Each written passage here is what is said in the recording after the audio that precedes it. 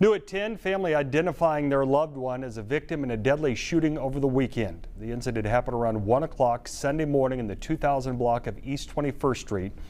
Wichita police say officers arrived on scene finding a man in critical condition suffering from multiple gunshot wounds. He later died at the hospital.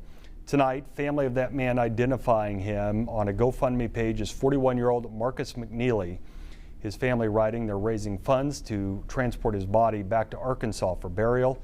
Wichita police say they are still investigating.